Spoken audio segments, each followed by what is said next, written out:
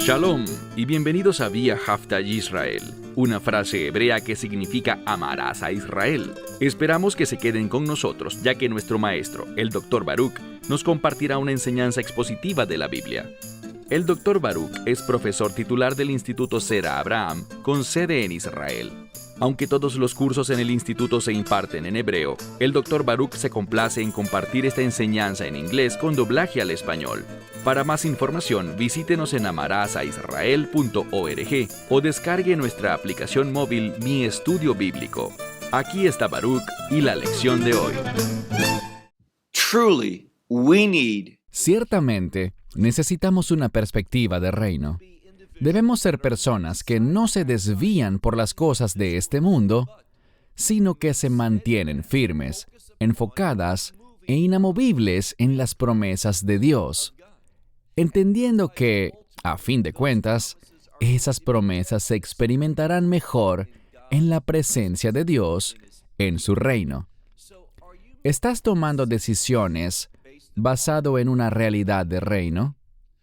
¿Estás viviendo con la mentalidad de que este tiempo está llegando a su fin? El tiempo que nos queda en este planeta se acabará pronto, tal vez más pronto de lo que muchos de nosotros creemos con respecto a nuestra propia vida. ¿Y entonces qué? ¿Hemos vivido en una preparación adecuada para el reino?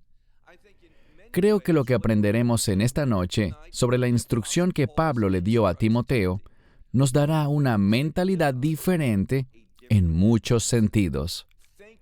Una forma de pensar distinta a cómo el mundo entiende las cosas, tomando decisiones que están basadas e inspiradas en el reino. Toma tu Biblia y busca conmigo el libro de Primera a Timoteo y vamos a estudiar el capítulo 6, Primera a Timoteo capítulo 6, iniciando por el primer versículo. Y noten que empieza con el tema de la esclavitud. Tenemos que hacer una distinción respecto a la esclavitud desde el punto de vista del mundo. Lo que está ocurriendo incluso en la actualidad. Es difícil imaginar, pero estamos viviendo en un tiempo en el que existe un incremento de la esclavitud de la gente, en estos tiempos modernos de grandes avances tecnológicos y todo eso. Hoy tenemos más gente en servidumbre bajo explotación, esclavizados, siendo tratados de manera muy salvaje que la que había 10 o 20 años atrás. Las cosas no están mejorando, las cosas están empeorando. Y déjenme decirles que esa es una señal de la cercanía del reino. No crean las mentiras que dicen algunos. No son más que eso. Digo que son mentiras porque no hay una base bíblica para lo que dicen. Ellos dicen que la iglesia saldrá victoriosa, que la iglesia producirá un cambio, que dominaremos esta tierra y prepararemos todo perfectamente para el regreso del Señor. Pero ¿saben qué? Eso no sucederá. Eso no se menciona en las Escrituras. No es cierto proféticamente. Debemos ver que las cosas, de hecho, están empeorando y se pondrán mucho, pero mucho peor. Por tanto, si no tenemos esa mentalidad de reino, seremos desplazados, nos alejaremos de donde Dios quiere que estemos y no haremos las cosas que Él quiere que hagamos. Ahora bien, en la primera parte de este pasaje de la primera epístola a Timoteo, vemos que se menciona la esclavitud. Pero reitero, no es la esclavitud en la que normalmente pensamos. No es la esclavitud que había, por ejemplo, en Estados Unidos de América hace más de 100 años atrás. Lo que aprendemos de esto es que la Biblia se refiere a algo muy distinto. ¿Y qué estoy diciendo con esto? En la Escritura, cuando alguien no podía pagar su deuda, les había llegado el momento de pagar algo y no podían hacerlo, entonces uno de los remedios era convertirse en sirviente, o pudiésemos utilizar la palabra esclavo, y servir a otra persona. Algunas veces servía a la persona a quien le debía, y otras veces alguien pagaba en lugar de la persona deudora, y éste pasaba a ser sirviente del que hizo el pago de su deuda. Muchas veces eso era visto como un acto de amor, un acto de bondad. ¿Por qué? Porque la cantidad de tiempo que uno tenía que servir a veces no compensaba por completo al acreedor o al que hizo el pago en lugar del deudor. Normalmente, la gente no quería tomar sirvientes por contrato o esclavos, porque eso no era lo más conveniente. El trato se había hecho con la idea de recibir el pago completo. Teniendo eso en cuenta, lo que Pablo menciona aquí como esclavitud no es algo cruel, salvaje, deshonroso, como lo era la esclavitud según lo entendemos nosotros, sino que cuando hablamos de la esclavitud bíblica, se trata de algo distinto. Y sabemos que, de acuerdo con la ley, y me refiero a la ley judía, el amo tenía que proveer el sustento a su sirviente de manera adecuada. Si solo había comida para una persona, eso se destinaba al sirviente y no a la familia. Así que era algo muy pero muy distinto. Vamos a leer lo que dijo Pablo. Busca conmigo el capítulo 6, verso 1. Esclavos, los que están bajo el yugo. Dice, los que están bajo el yugo, que es un término de autoridad, por lo que él se refería a los que están bajo la autoridad de otro, y ya veremos de quién. Habla de el amo propio. Esa palabra se refiere a alguien que manda, a una persona que ejerce control sobre otra. Y esto se daba no porque alguien era capturado y forzado a ser esclavo, sino que, en este contexto de la Biblia, alguien se convertía en sirviente de otro por su incapacidad de pagar sus cuentas, de manejar su deuda. Dice aquí que alguien que está bajo el yugo de su propio amo, toda honra, considera a tu propio amo como digno de toda honra. Darle honra a él. Considérenlo así. Una de las razones de esto, si leen lo que dicen algunos comentaristas, es que es un entrenamiento. Debemos responder a los que tienen autoridad sobre nosotros para que sepamos hacer lo mismo con respecto a la autoridad del Señor sobre nosotros. Si no puedes servirle a un hombre, no puedes servirle a Dios. Esta es la idea principal aquí. Y luego dice, ¿por qué comportarnos de ese modo con la autoridad? Para que el nombre del Señor y la doctrina, es decir, una doctrina basada en la Biblia, lo que la Escritura revela, la doctrina bíblica, no sea blasfemada. Esto tiene que ser de máxima prioridad para ti y para mí. No hagamos nada que muestre un menosprecio del nombre de Dios o de su enseñanza. Como creyentes, se supone que seamos personas que saben lo que significa ser sumisos, que saben lo que significa servirle a otro, ser un esclavo, porque como decía Pablo, y se usó esa misma palabra aquí, Pablo decía una y otra vez que él era un esclavo del Mesías. Así que, si nosotros somos esclavos del Mesías, deberíamos saber cómo ser buenos sirvientes que rinden honor y reconocen la autoridad sobre otros. Eso es lo que dice aquí. Y sin importar lo que estemos soportando, sepamos que será por corto tiempo.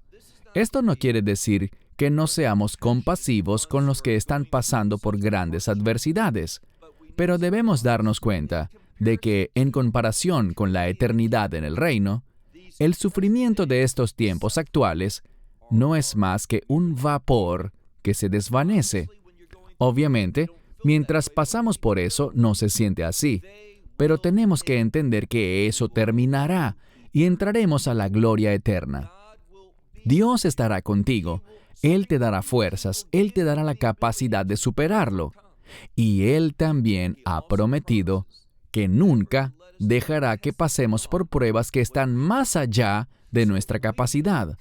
Debemos confiar en el Señor. Él nos ayudará durante las experiencias más miserables. Él es capaz de hacer eso. Eso es parte del poder milagroso de Dios. De nuevo, no se trata de no tener compasión o de mostrarnos insensibles con los que están pasando por cosas horribles. Eso puede rompernos el corazón, causarnos dolor, hacernos llorar, pero eso va a terminar.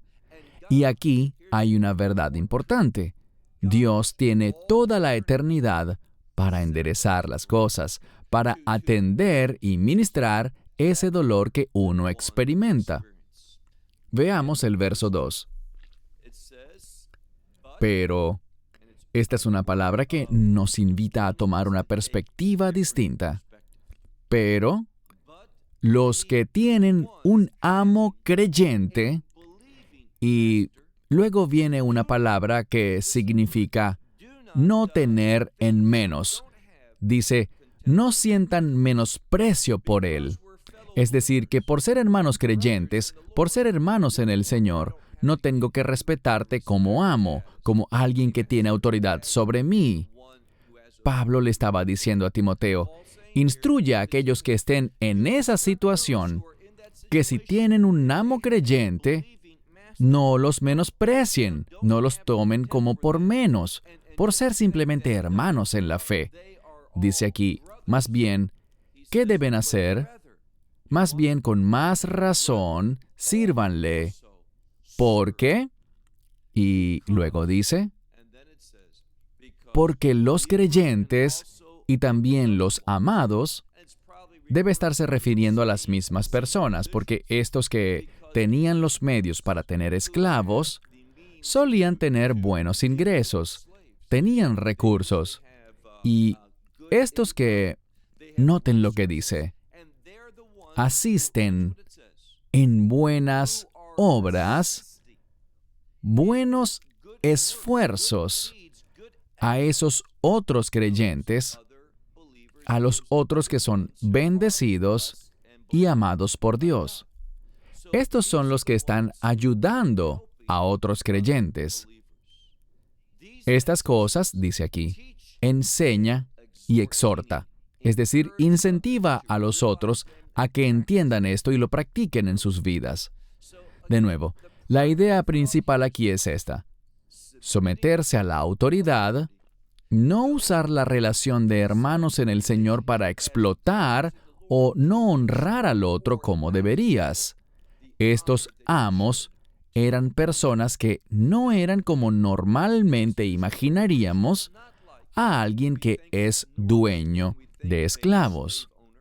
Estamos hablando de personas que, a menudo, y sobre todo si eran creyentes, intervenían y pagaban la deuda de alguien.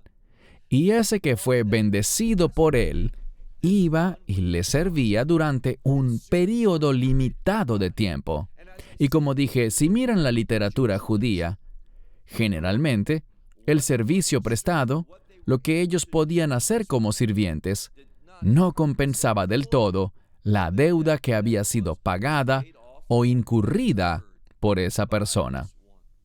Así que se trata de someterse a la autoridad, de tener la mentalidad, incluso en una situación como esta, que me lleve a querer ser humilde.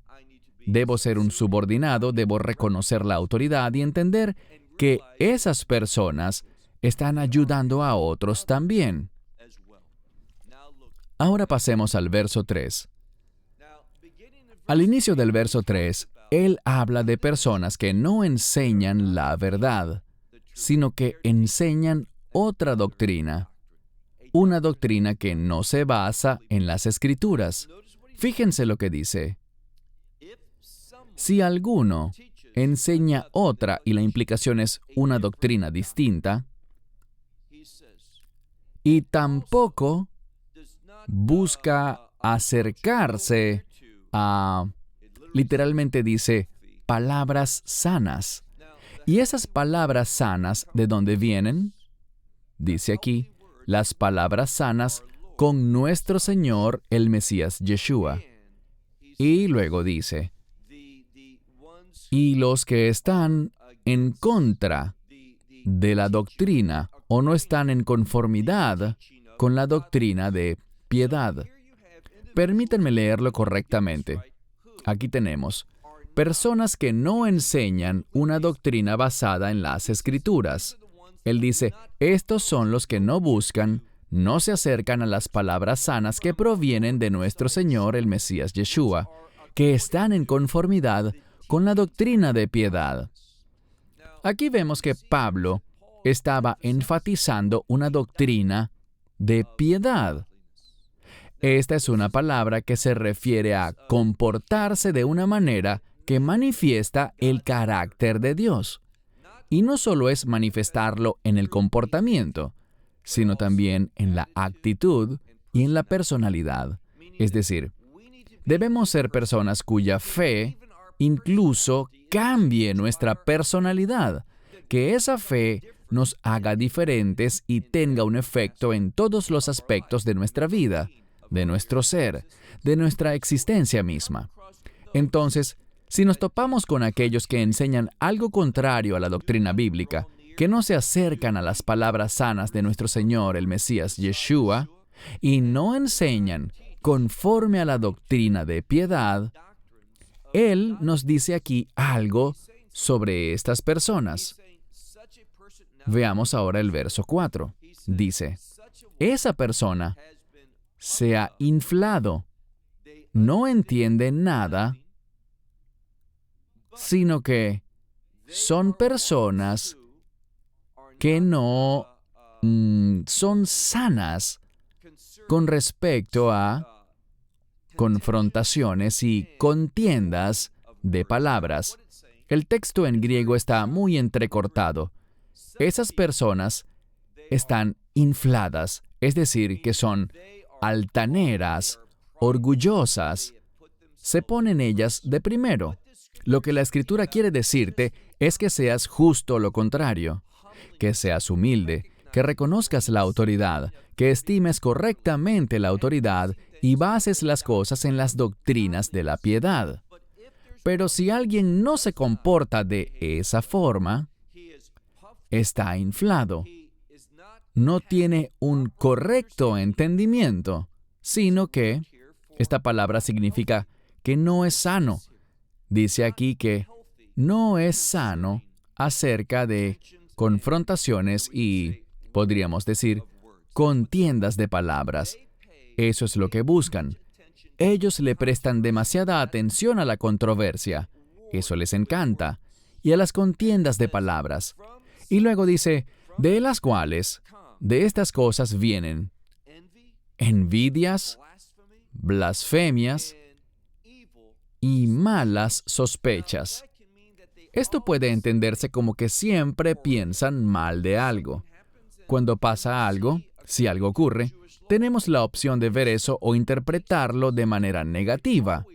Pero la ley judía manda a hacer lo contrario, pensar siempre en forma positiva sobre algo. Si alguien dice o hace algo, en principio, tú no sabes qué quiso decir y, por tanto, tómalo de manera positiva, en la mejor manera posible. No le des la peor interpretación a eso, sino la mejor interpretación. En otras palabras, dale siempre a los otros el beneficio de la duda. No te apresures a verlo como una mala intención, como una mala acción que el otro hizo intencionalmente contra ti. Muchas veces he visto suceder muchas confrontaciones y la persona nunca tuvo la intención de ser así. Nunca pensó que sería interpretado de esa manera. Así que él estaba diciendo aquí simplemente que hay personas que están obsesionadas con la confrontación y disfrutan las contiendas de palabras. Y debido a eso, ¿qué sucede? Es debido a eso que se tornan envidiosos, blasfemos, y siempre tienen malas sospechas. Verso 5. Aquí vemos que estos son quienes siempre entran en confrontación, en debates. También vemos aquí que son individuos corruptos en su mente humana, en la mente del hombre. Ellos tienen, dice aquí, la mente corrupta. Y dice que son ausentes o faltos ¿de qué? Ellos son carentes de la verdad. Noten la correlación. Esto es lo que Pablo le enseñaba a Timoteo. Si no reconocemos ni sabemos tratar correctamente con la autoridad, nos volvemos rebeldes, deshonramos la autoridad. Si hacemos eso, se producirá un efecto muy adverso en nuestra vida. Se reflejará en el hecho de volvernos orgullosos. Y recuerden ese término que leímos, inflados. Y además de inflados, vean otra cosa. No tienen un entendimiento correcto. Se obsesionan con confrontaciones y contiendas de palabras. ¿Y qué quiso decir el otro con esa palabra? Y cosas así. Dice, esos individuos son personas que son envidiosas, blasfemas, siempre tienen malas sospechas. Vemos que son los que siempre entran en debates y tienen una mente que ha sido corrompida. Se refiere a una mente humana que se ha corrompido. Son ausentes de la verdad. Y noten lo que dice. Ellos estiman. Esta es la palabra para ley. Es la palabra ley, pero en una forma verbal, que podríamos entender como que ellos consideran que esto es la ley, una doctrina, una verdad. ¿Y qué creen ellos? Ellos creen que la piedad es un medio de obtener ganancias. Esto quiere decir que todo lo que ellos hacen en apariencia de manera piadosa es porque creen que hacer eso les traerá ganancias económicas. Este verso apunta claramente a aquellos que se han descarriado y hacen descarriar a otros con ese concepto del evangelio de la prosperidad. Ellos simplemente creen que la piedad es un medio para hacerse ricos. Y veremos que Pablo le advierte a Timoteo sobre la riqueza y el amor al dinero y el deseo de adquirirlo. Dice aquí también, ellos estiman que la piedad es un medio de obtener ganancias. ¿Y luego qué dice? Veamos al final del verso 5. Mantente alejado, pon distancia entre tú y tales personas. Es interesante, porque esta palabra para alejarse de o separarse de es el verbo de donde se deriva la palabra para distanciarse o partir. Y lo que significa es aléjate de eso que es malo. Aléjate de esas cosas que no son de Dios. Aquí dice simplemente, mantente alejado de tales personas, de quienes piensan así. Verso 6. Pero vemos aquí que si queremos saber qué es una gran ganancia, dice, gran beneficio, gran ganancia es la piedad. ¿Con qué? Con contentamiento. ¿Qué quiso decir? Quiso decir que alguien obtendrá un gran beneficio si se contenta plenamente con comportarse de manera piadosa. Eso es lo que es beneficioso, no financieramente, sino internamente, en el gran sentido de tener al Señor en la vida de uno. Eso es lo que genera ese contentamiento. Él dijo, conténtate con el comportamiento piadoso. Eso es lo que nos está exhortando a hacer. Verso 7. Porque nada hemos traído al mundo. Así que yo no he traído nada a este mundo, yo llegué sin nada. Y luego dice, y es claro, o es obvio, podemos decir que se evidencia por sí mismo que nada podremos sacar de este. Lo que dijo es lo siguiente: antes de que llegaras a existir, no tenías nada, no trajiste nada a este mundo, y es claro que no puedes llevarte nada de riquezas materiales al salir de este mundo. Así que llegaste sin nada y te irás sin nada. ¿Qué ganancia tuviste en cuanto a lo material? Ninguna. No hay ganancia. Siendo así, ¿para qué darle importancia a lo material? ¿Para qué acumular todas estas cosas? En lo referente a la eternidad, y es hacia allá que vamos, todos los que mueren van a la eternidad, bien sea la eternidad de muerte y condenación, o a la vida eterna, con gloria. No crean a esos falsos maestros que dicen, cuando te mueres, te mueres. Solo los creyentes tienen vida eterna y los que no lo son, simplemente mueren, dejan de existir. Eso es falso. En la Escritura dice que los que mueren sin el Evangelio tendrán un eterno rechinar de dientes. Estarán en llanto. Conocerán por siempre el castigo del Señor. Así que, no creas que cuando mueras es el fin. Cuando morimos, vamos a la eternidad. Bien, lo que dice aquí es evidente. No trajimos nada a este mundo. Y dice literalmente, no somos capaces de llevarnos algo al salir.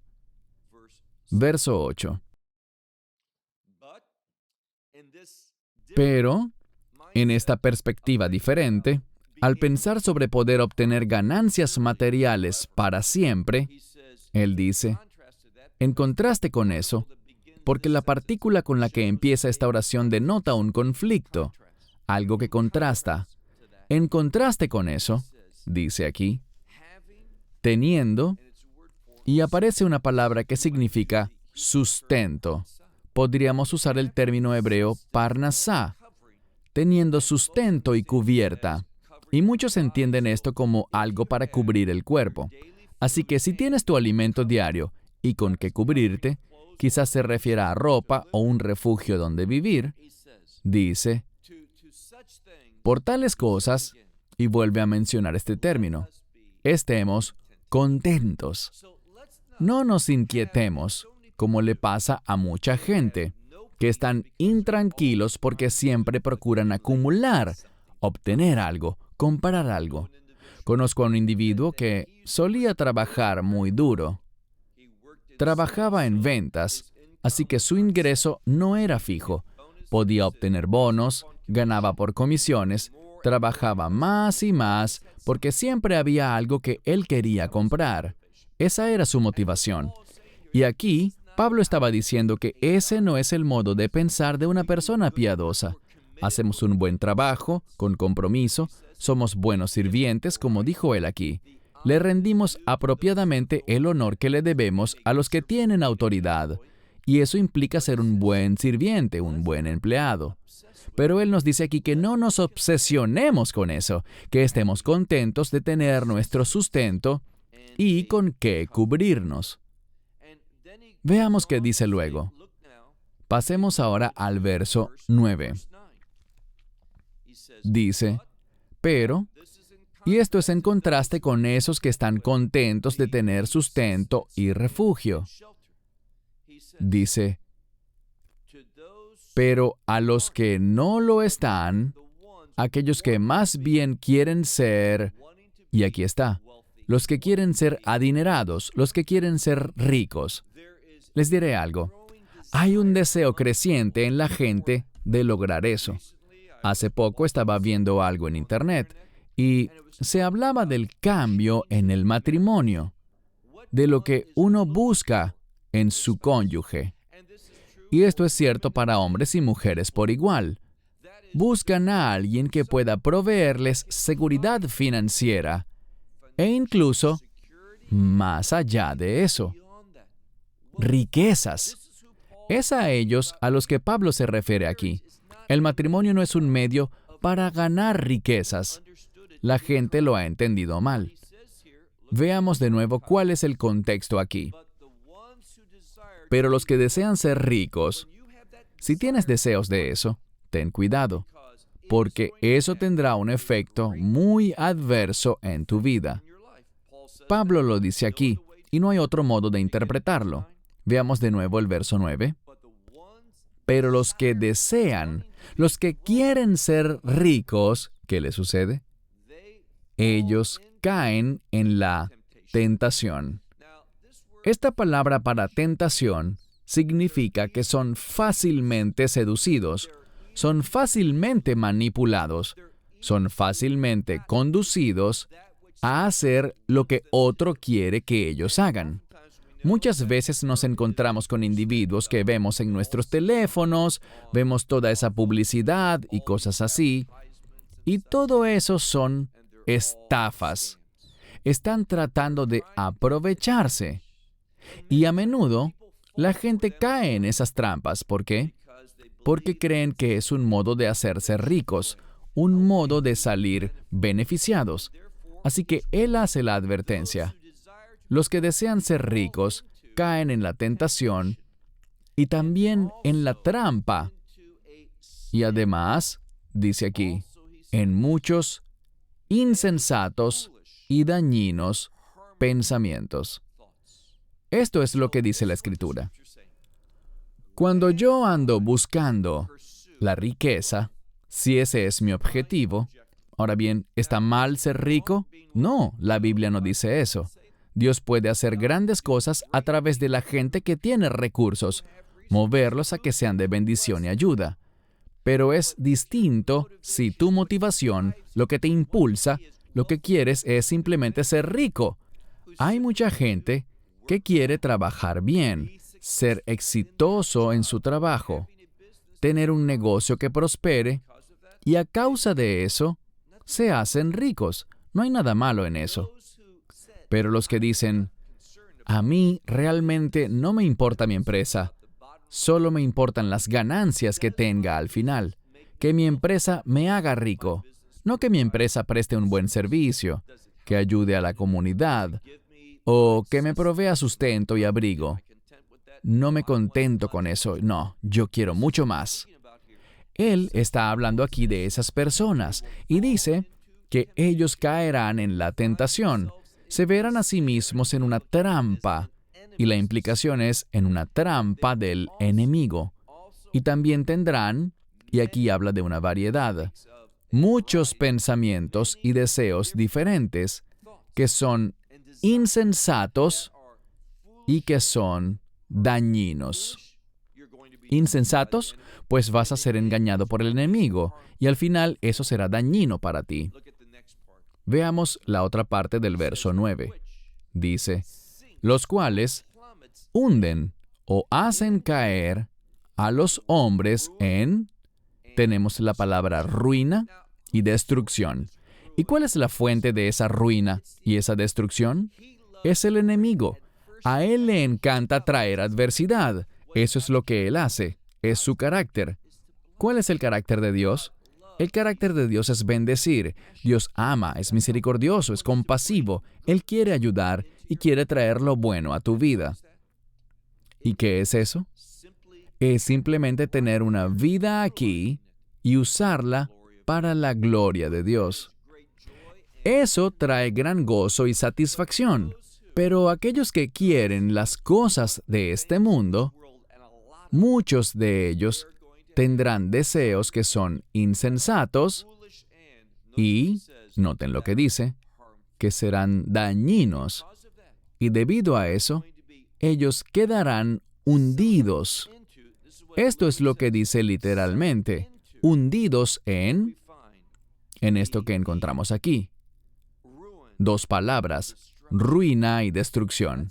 Ese es el resultado de pensar indebidamente sobre lo que deberíamos estar haciendo en este mundo, cuando no tenemos una perspectiva santa, una perspectiva de reino.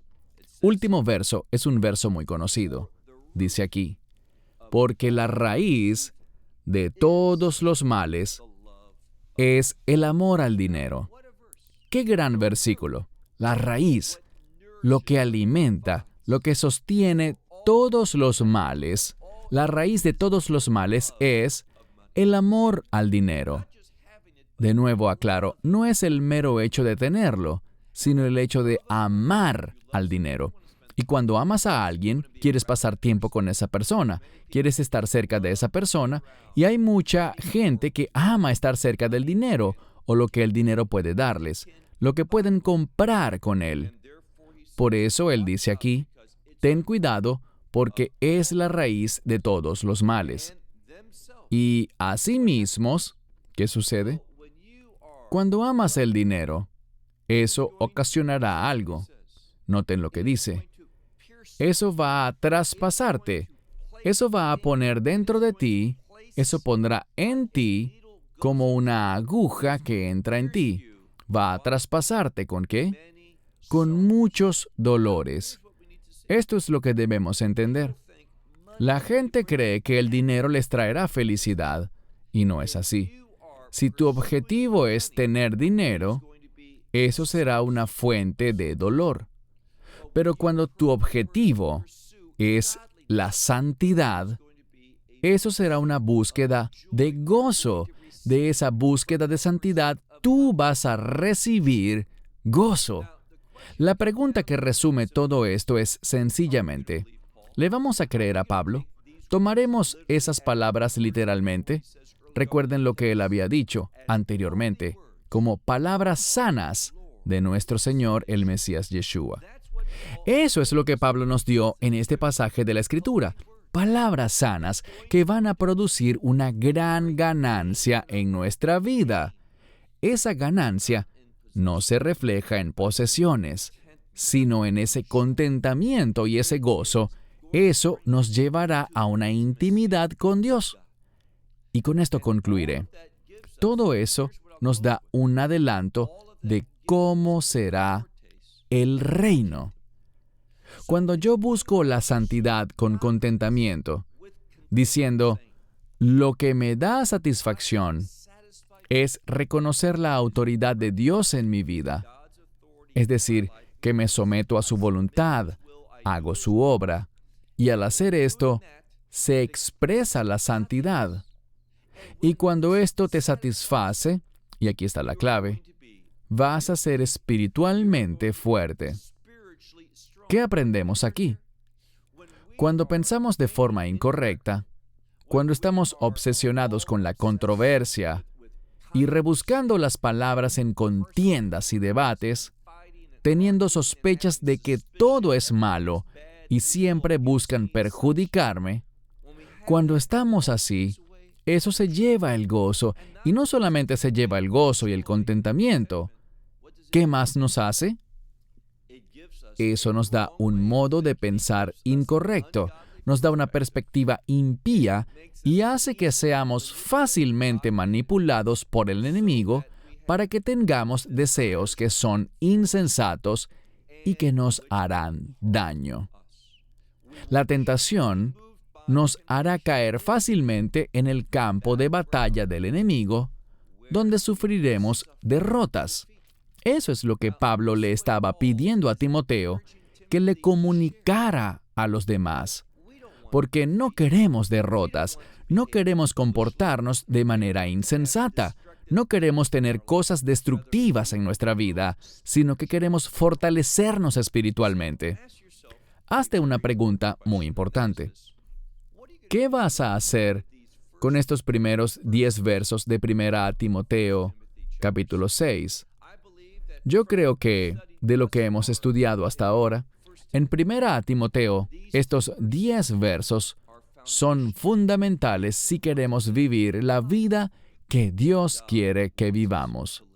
Espero que esta semana no te limites a terminar este estudio aquí, sino que vuelvas a leer estos 10 versos, que ores a través de ellos, que le preguntes a Dios cómo puedes aplicar esta verdad en tu vida, porque en estos versos hay gran sabiduría para vivir una vida que sea agradable a Dios y tener un testimonio que Dios verá como digno de alabanza.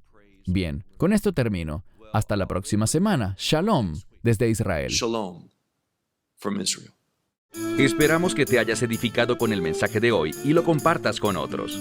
Te invitamos a seguir nuestros estudios cada semana por este canal y por el portal de YouTube de Amarás a Israel.